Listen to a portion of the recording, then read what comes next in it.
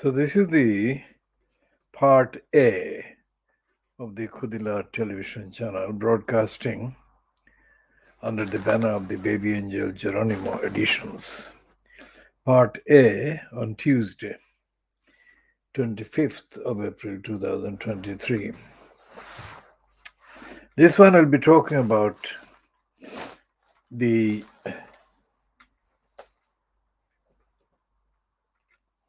official, unofficial, if you like, so-called book about Boris Johnson at number 10 Downing Street between the period of the December 2019 so-called election and until the time he left, I think.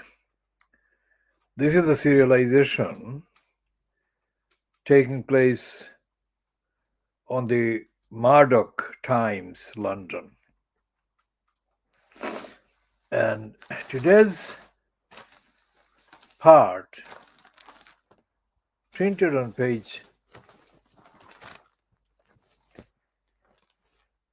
pages 4 and 5 of the Times London supplement called Part 2, is headed, "We've got no plan," said Boris.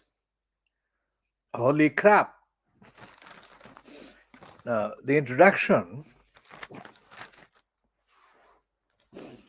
to this episode or this installment reads, Westminster insiders reveal what really happened after Boris Johnson backed Brexit. And there are pictures. There are 3 pictures. One picture of Johnson taken in 1986, apparently, with the woman called Allegra Mostyn Owen at an intriguingly named Sultan's Ball in Oxford in 1986. Now, Sultan, of course, is a Muslim dynastic name. Sultan could be king, Sultan could be emperor. So the fact that the racist imperialists at Oxford in 1986 were using the word sultans shows that they actually had no shame in appropriating terms and contracts, concepts from Muslims, whom they treat as the main enemy on the face of the earth. There is the other picture of Johnson campaigning apparently for Brexit in front of the Vote Leave bus in York in 2016. Now the Vote Leave bus had that notorious Johnson claim, the falsehood about the UK paying the EU £350 million. Was it a week or a day? That is not included in the bit of the image that is there. And the third picture is launching the Paralympic torch relay with David Cameron in London in 2012. Now the pose of Cameron and Johnson pointing the finger at each other sums up the criminals. 2 absolute thugs with brazen, shameless, unconcealed entitlement. Both are crooks and liars. I mean, Cameron has stolen hundreds of millions of pounds after he left the office of Prime Minister in the aftermath of his having to resign because the Brexit referendum that he caused was lost to the Brexiteers, apparently contrary to his expectation. I mean, this is the reference that is made here in this installment. Now, three of the peace items listed by Anthony Seldon about Johnson's lack of character are listed here, and I shall read them. He says his three, that is Johnson's three core character traits were evident by the time he left university. I mean, to use the word university instead of college is very significant, telling intention on the part of Seldon, who is a sucker, who is a Tory sucker, to elevate this crook status. So the three traits are listed as follows. One, a skill exceptionally rare among political leaders to communicate with charisma and humor with the public, far and wide, that is, to read the mood and currents of politics, and to raise people's sights above what could be achieved. Number two is an all-consuming self-centeredness that impelled Johnson to be the most important and visible person on every occasion, with the minimum effort required, and to be impatient of any person, precedent, or procedure getting in the way of that quest. I want it all, and I want it now, was an impulse he found difficult to overcome. And the third one is a lack of moral seriousness, not mitigated by his intellect and rhetorical skills, causes, commitments, colleagues, as well as pledges, policies, and partners were regarded as transitory and transactional. Any could be picked up only to be jettisoned when they no longer served his interests or pleasure. So this pleasure is in rhyme with the partners. Seldon is a sleazeball, is kind of accommodating the congenital liar instead of spelling out exactly the graphic details. These added up to three flaws that, unaddressed, would prove fatal: an inability to value truth and to set or pronounce on moral boundaries, to recognize merit, appoint the best people, and trust them to do their job, and to stick by any decision or person without changing his mind.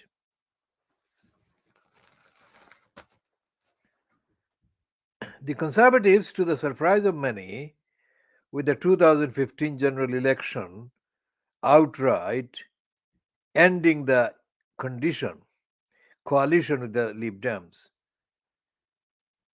the in-out referendum on Britain's membership of the European Union was announced by David Cameron for June 23, 2016. The key influencer on voters, as number 10 was all too aware, would be Boris Johnson. He knew it too and loved the power it gave him.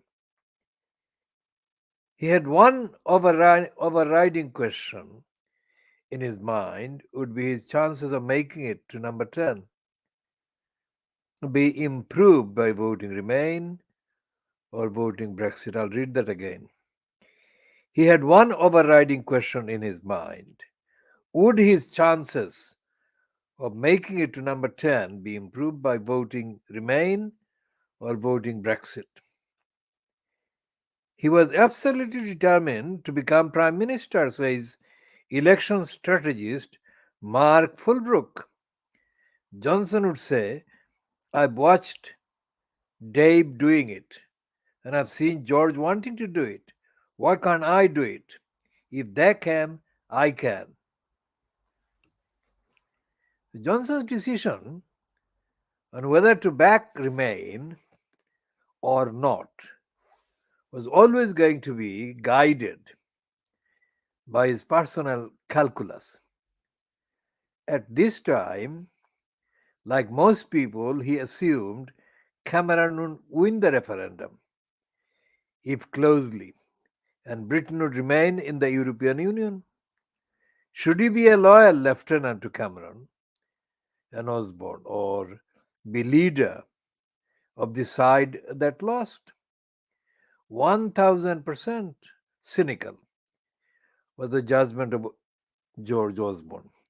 I think it was a straight calculation, says Oliver Lewis, who became his Brexit right hand. He reckoned it was win-win. If I come out for Brexit and we lose, I position myself as a hero Eurosceptic from which I can win the leadership at the next contest. If we win, then I will be clear favorite for Prime Minister. Most of the running on vote leave had been down to Dominic Cummings. Johnson's value, as it was to prove again in the general election 3 years later, was as a figurehead, an orator and booster of morale. The ideal partner, vote leave believed, for Michael Gove, seen as bringing intellectual gravitas and credibility to the Brexit cause, in contrast to the populism of Nigel Farage.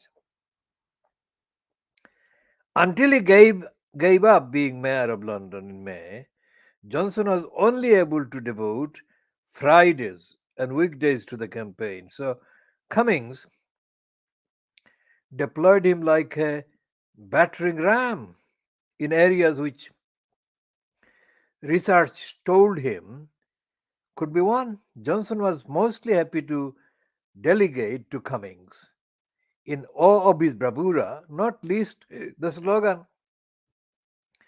we send the EU 350 million a week.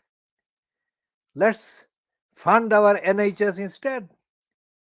But he became anxious when the wars unleashed fury and was straight on the phone to Cummings. Don't worry, Boris, he replied. Everyone knows the real figure is not 350 million after rebates, but every time a journalist tells you that it is only 170 million, all everyone thinks is 170 million is a fuck load of money.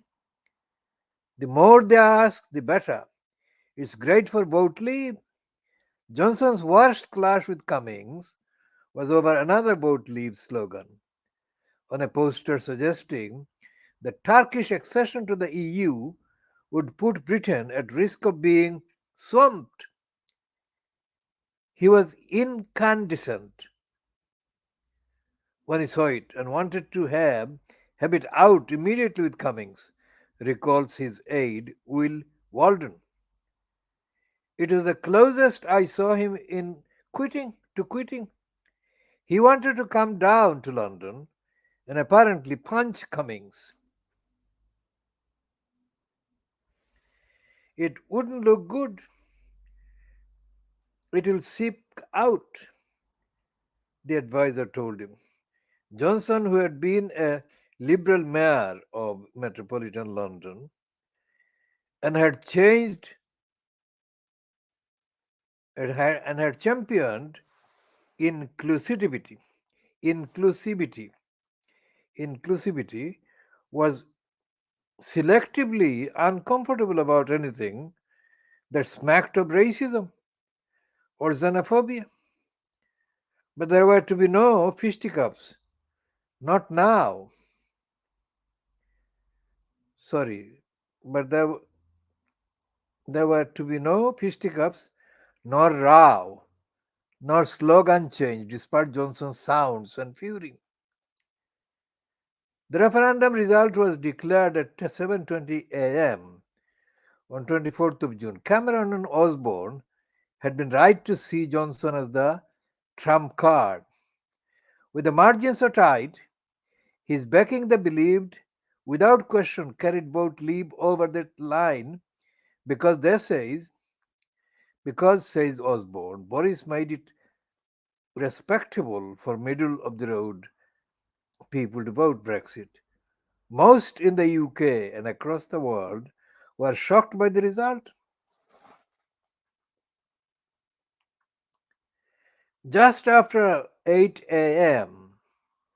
that Friday, Cameron, with his gin-reinforced wife Samantha by his side, announced on the steps of Downing Street, "I do not think it would be right for me to be the captain that steers our country to its next destination," finishing, "I love this country.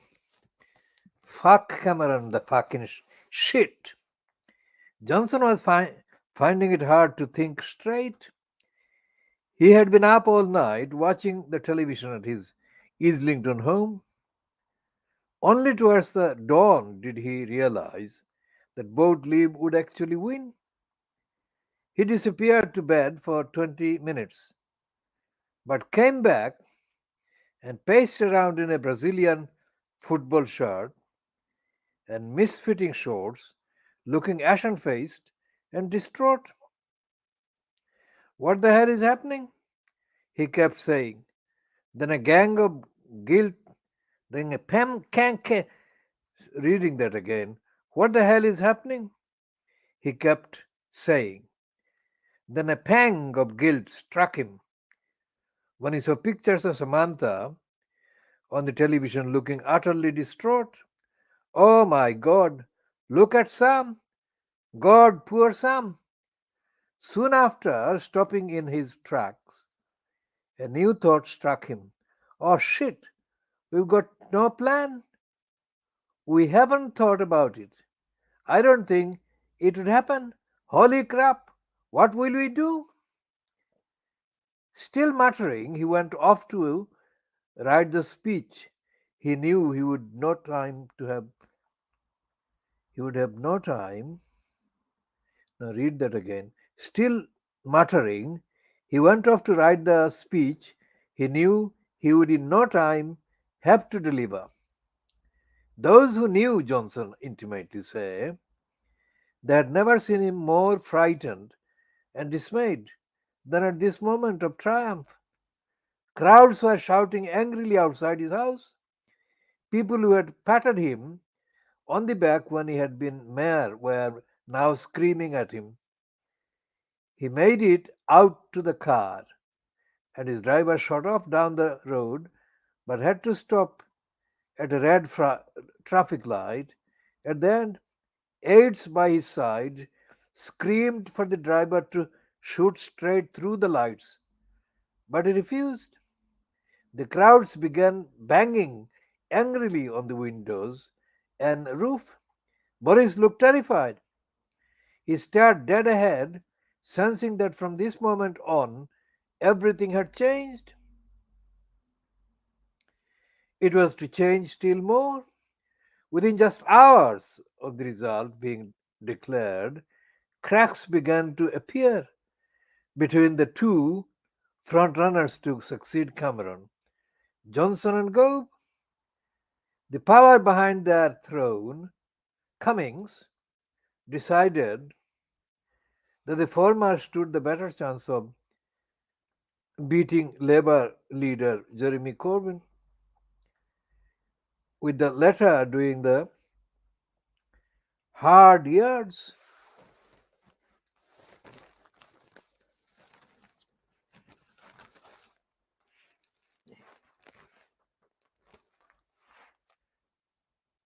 As Chancellor, the calculus was a mirror image of Blair versus Brown in 1994 after the death of the Labour leader John Smith. Then, as now, one had the superior intellect and command of detail, the other the popular appeal, the looks and the ability to put across the big picture, etc., etc. So that is, as I said, Anthony Seldon spinning for the liar, fucking corrupt to the core. So we shall be looking at all of these in detail in due course in other editions. Now, today's main updater items include the following.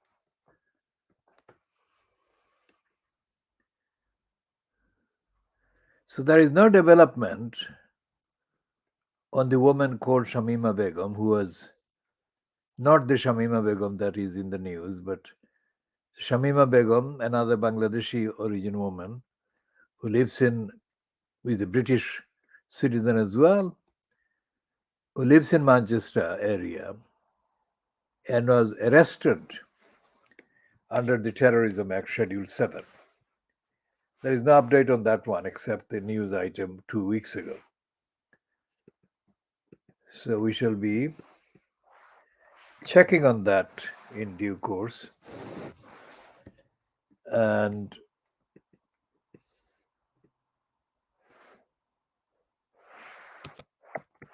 we'll come to Sudan in a minute.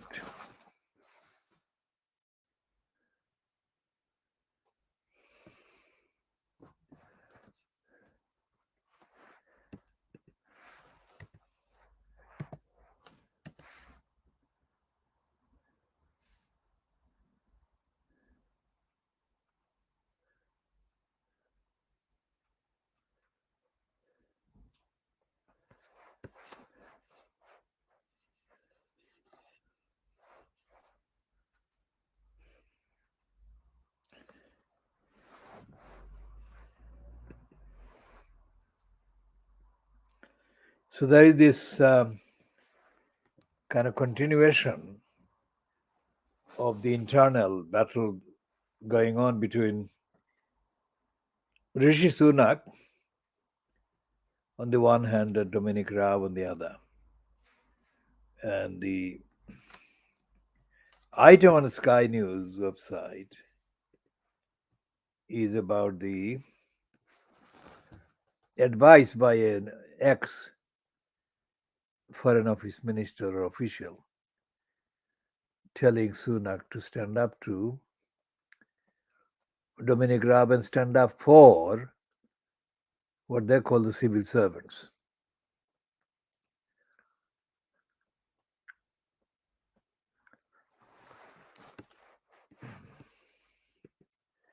Now, the items that are leading the main news coverage, main headings, of course, concern about the Sudan. This will take us right to the issue of racism and the racist Keir Starmer.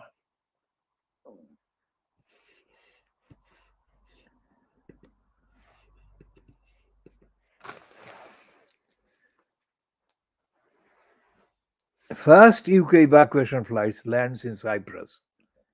A ceasefire rocked by fierce battles. That is an independent 4 minutes ago. And 37 minutes ago, the Associated Press of the USA has got the heading Sudan's warring generals agree to new 3 day ceasefire. But this has been broken in the ceasefire have been messed up in the item that followed. And the NBC News 45 minutes ago says the Americans rushed to evacuate Sudan conflict amid ceasefire. What you notice, first of all, is that all these sources of these headings and items are Western. There is no recognition of the existence of the world outside of Europe and the West. The only country outside of Europe and the West that exists for this moment is, of course, Sudan. And that is straight due to the fact that in Sudan there are British people and Americans, of course, caught up in the internal Sudanese rebellion. And scenes are being recreated similar to the scenes that were witnessed 2 years ago, 2001, mainly in and around the Kabul airport in Afghanistan. Now, what happened then is happening now. Mainly white people, Western European people, are being given the priority for evacuation. And even Sudanese with British nationality are being treated as third class priority. I mean, Sudan is considerably different in terms of the sacrifices that the Sudanese people were made to make for British Empire and American Empire, because Afghanistan was being attacked for 21 years relentlessly by the British and the Americans. And Afghans lost any number of lives. And millions of Afghans were allowed to shelter in Pakistan next door. None of the generosity by Pakistan, whatever the regime, to house and ensure the safety of fleeing Afghan women, children, and other people has been recognized by the West. Will never be recognized. Because both Afghanistan and Pakistan are Muslim. In the book of the racists in the West, being Muslim makes a country and a community, a society, legitimate target for denial of rights and denial of recognition, denial of service, denial of support, which is what is happening on a different scale, but in a similar way in Sudan. I mean, the latest item on the Guardian News website, let's check this man.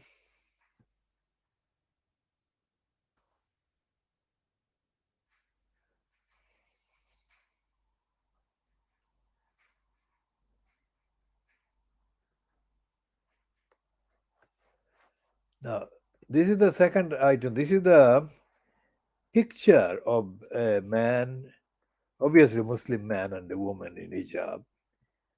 And the heading is British nationals trapped in Sudan because family is not allowed to fly with them. One citizen has an elderly mother In Khartoum, another cannot travel with his pregnant wife because she doesn't have the UK passport. So it says Amin Sinmaz and Helen Sullivan. Now, the Sinmaz is a non English name, and the Sullivan is, of course, a Western name or the British name. Maybe Irish origin, but it's a British name, and it's a Sullivan is the one that actually leading the main package. British nationals stranded in Sudan have spoken of their fears after their relatives were killed and wounded in the conflict.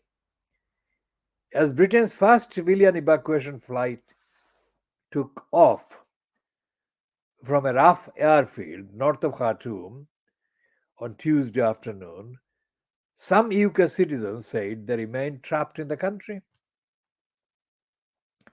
A British doctor based in London told how her 67-year-old father, a retired doctor who worked for the NHS for more than 30 years, remains in Sudan after being shot in the thigh. The woman who gave her name as Dr. A to protect her family said her father had been visiting his 87-year-old mother for Ramadan when gunfire, shelling, and airstrikes raged across Khartoum in a fierce fight for power between the army and the paramilitary rapid support forces.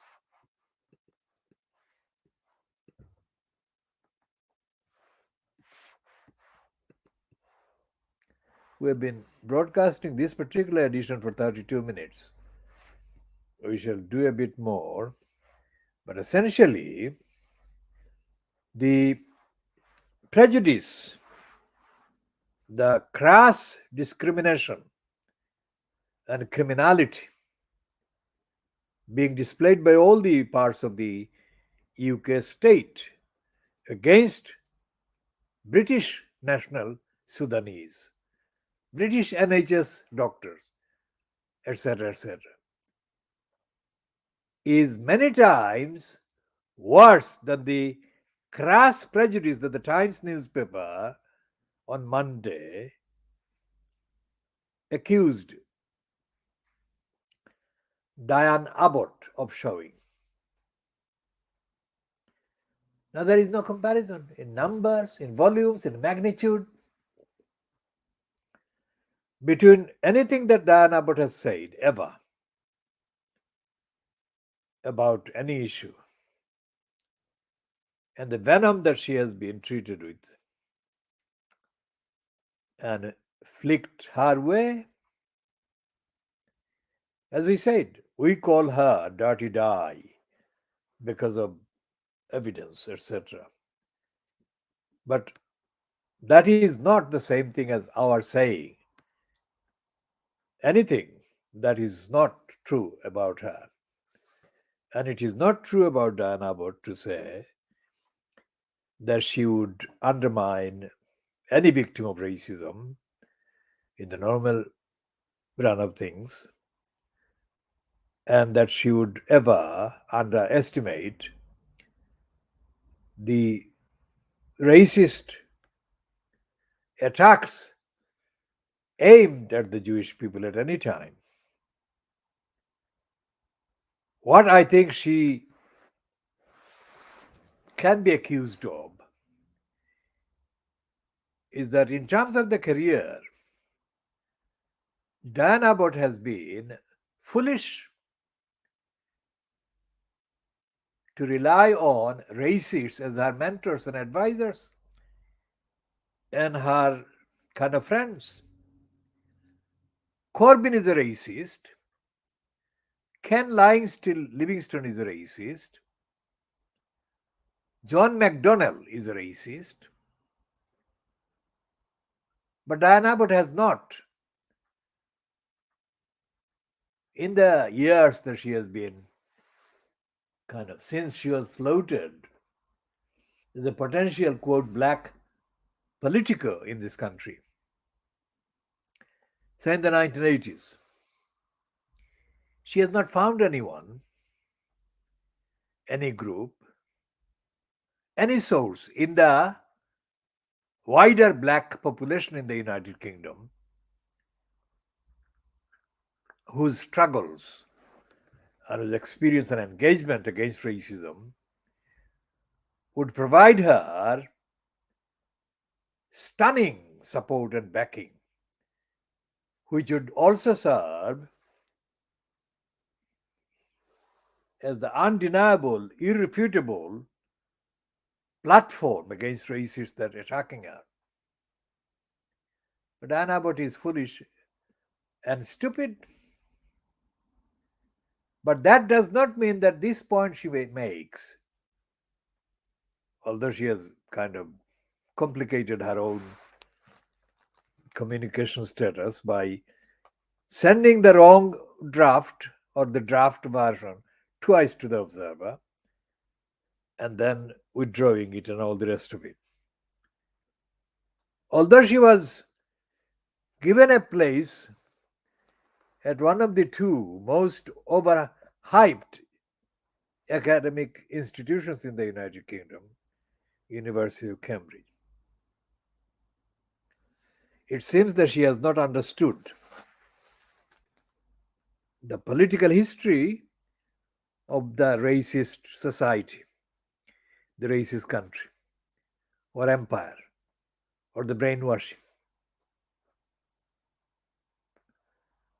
I organized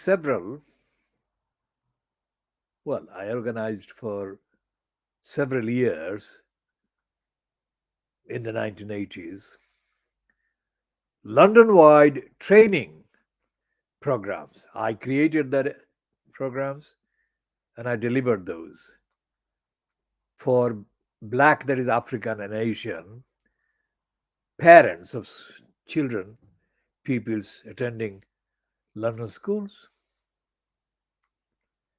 And it was around that time that one of the events took place in Hackney Town Hall in Mayor Street.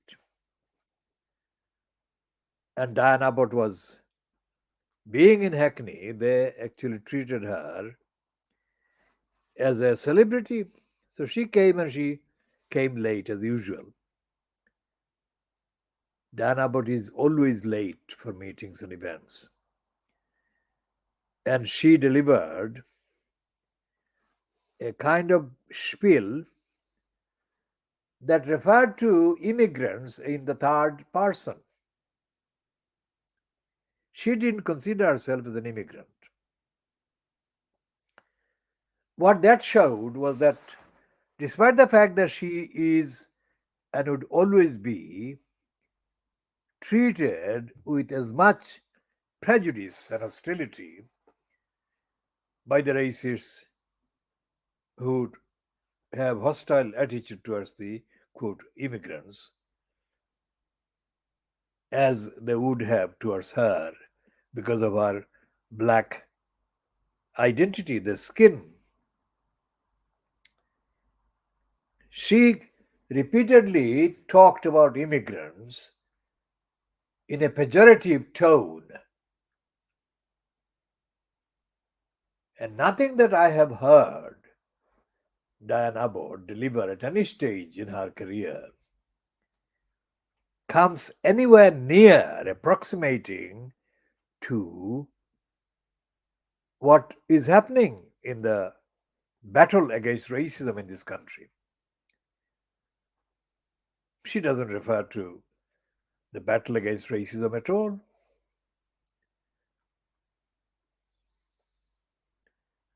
If she had, then the Times would never have run that heading, would never have run that editorial on Monday.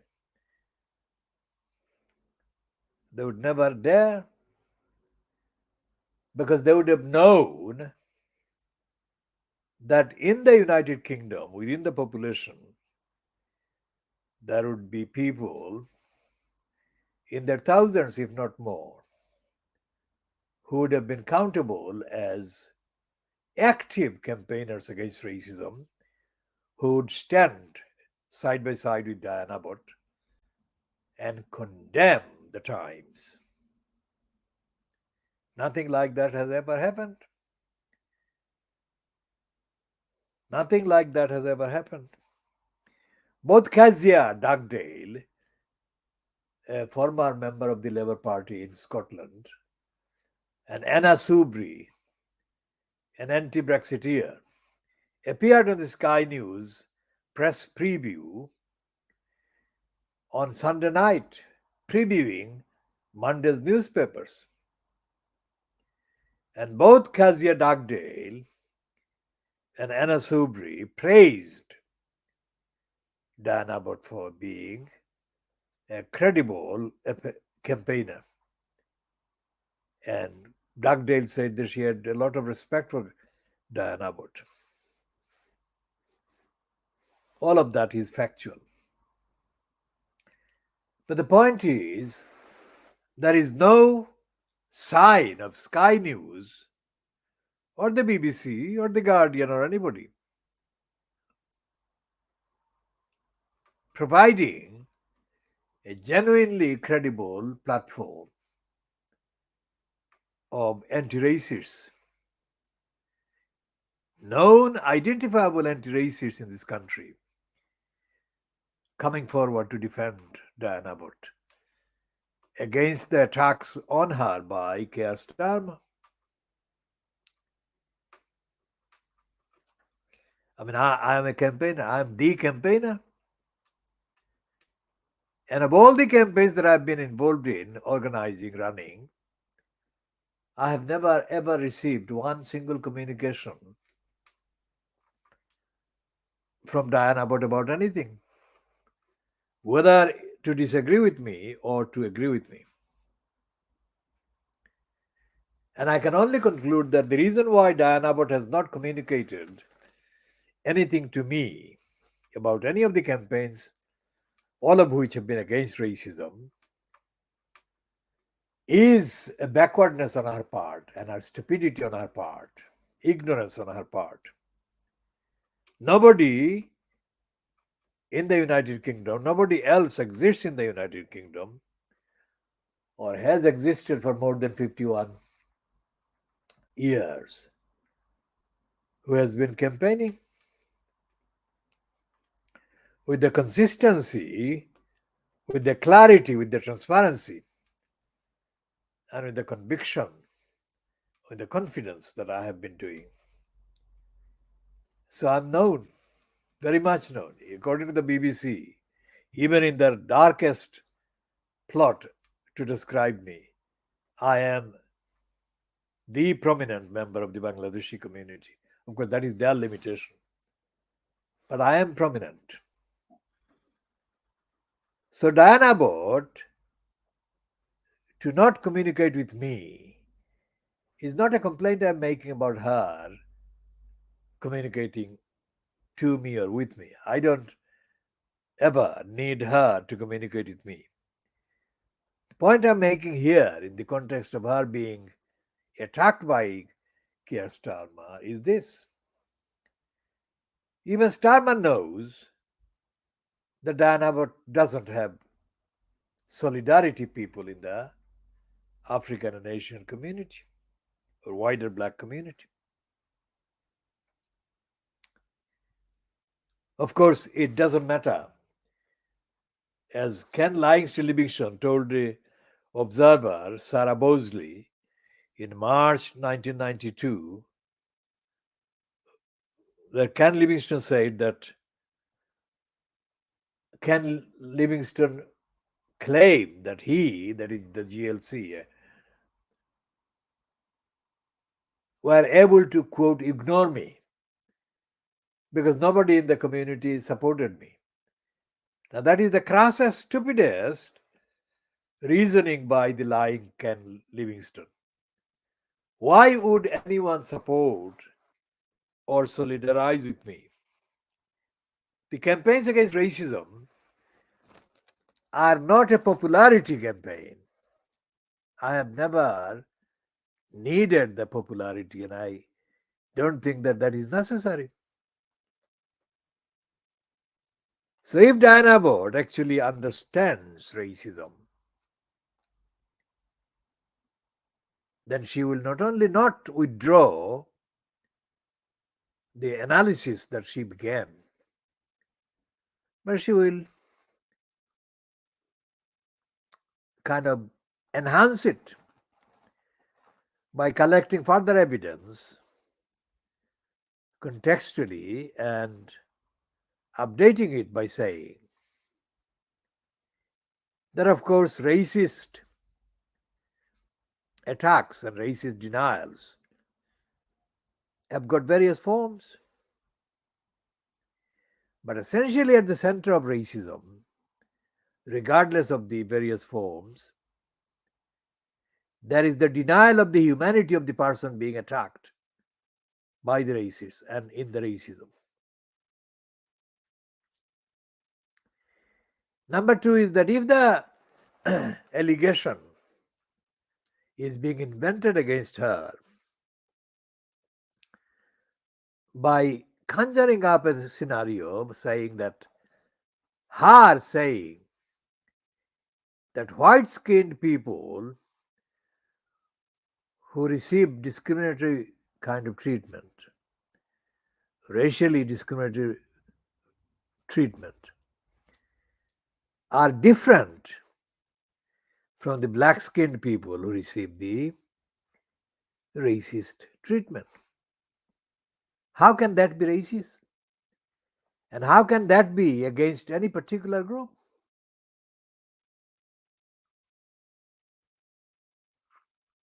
The other point is that in making an analysis, Diane Abbott didn't call for any attacks on individual Jewish people or on the state of Israel. And she was not going to ever call for that. Now, in comparison with that, every day in the UK mainstream media and in the UK political kind of culture, there are people who are attacking the Palestinians for defending themselves. How long, for how many years can the Palestinians be denied the right to defend themselves and not be accused of crimes because they are defending themselves? How can that be allowed? Now, if Diane Abbott had said what I have just said, would that be construed anti-Semitic? How would that be? So I think the expression or the word anti-Semitism itself needs examining. And the correct analysis placed on the record. And we shall be talking about both anti-Semitism, Holocaust, Nazis, the British Labour Party, and the political murderer of the Labour Party, Keir Starmer, in due course, of course.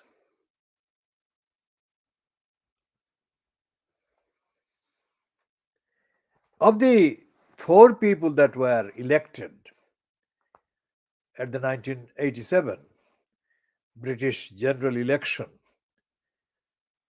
as apparently being members of the Labour Party so-called black sections, Diane Abbott was the only woman. The other 3 were Bernie Grant, Paul Boateng, and Keith Vaz. Now, of the attacks that Diane Abbott has suffered over the last 30 years, how many of those other black section MPs, when they were alive or active, came forward to support her, solidarize with her? She is the only black section member of parliament who is in parliament now. Or in other words, she is the only one of the 4 black section candidates of the Labour Party that got elected in June 1987. Was it June or May? 1987 anyway. She is the only one who remains in the House of Commons. Keith Vaz is a crook and a social and career prostitute who has fragmented himself so many times and discredited himself. He's not an MP anymore. Paul Boateng, who is the son of a Ghanaian father and a white mother,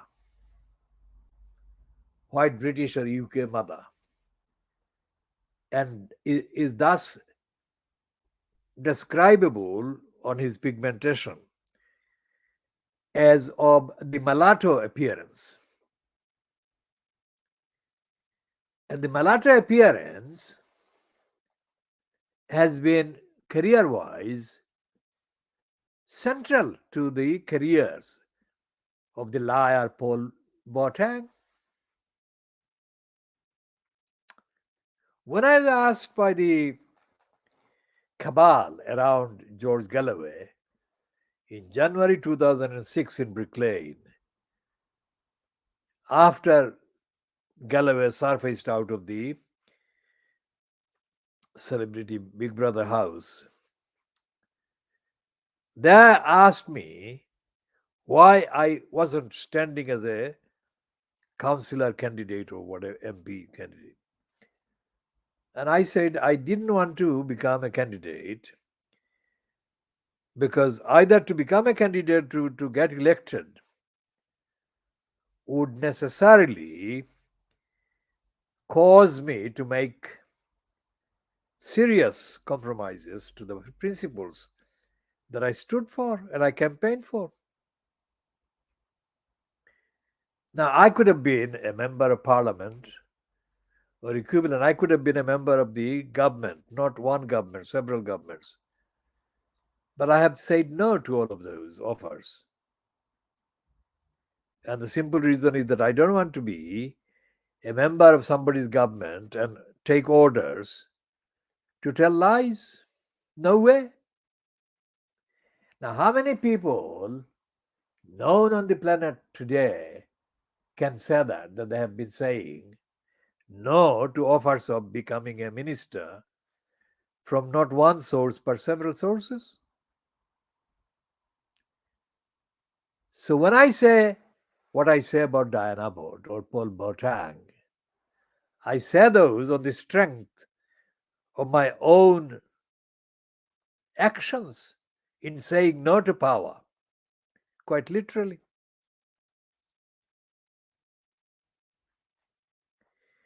Now, the fact that Diane Abbott is under attack from racists in the Labour Party makes a mockery of the black section, isn't it? Which is exactly what I said would happen when I said no to the black section when it was launched. My saying no to the black section in the Labour Party was based on the argument that was it about opposing racism or was it about promoting the Labour Party? And my answer was that it was about promoting the Labour Party and not about opposing the racism in the Labour Party or opposing racism in society through the Labour Party.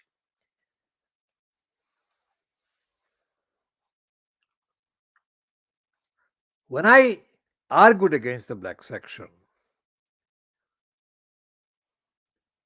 I was criticized by one of the supporters of the black section in the 1980s, who was Mark Wadsheet. Mark Wadsheet said that my opposition to black section showed that I was not knowledgeable enough, intelligent enough, aware enough, or committed enough against racism in the country. All of those grounds were false because Mark Wadsheet could never produce an iota of evidence to substantiate an argument against me. He could never do that. Nor could Paul Boateng. Nor could any of the criminals that Boateng employed in the so-called GLC police community support unit, the criminals. Because everything that the police in London have been doing has been known to the ordinary people on the streets, including me. And the argument that I have had against the absence of audit for the police in London, I have been having this argument right from the beginning of the GLC, let's say. These arguments have not been refuted by any of the evidence, and most certainly will never be refuted by any of the evidence, because in the context of Keir Starmer openly admitting in effect that he is determined to stop Diane Abbott remaining an MP after the next election, there is no way, there is absolutely no way that there will be an anti-racist kind of purpose in the behavior of a regime that Keir Starmer fronts in the name of the Labour Party following the next election, if he gets in as the kind of next incumbent in the post of Prime Minister. So the prospect of the United Kingdom becoming governed by a regime, a front opposed to racism, is very, very, very nil. Even if it were Jeremy Corbyn, it would be very difficult to see how a UK government fronted by Jeremy Corbyn would therefore be a government against racism.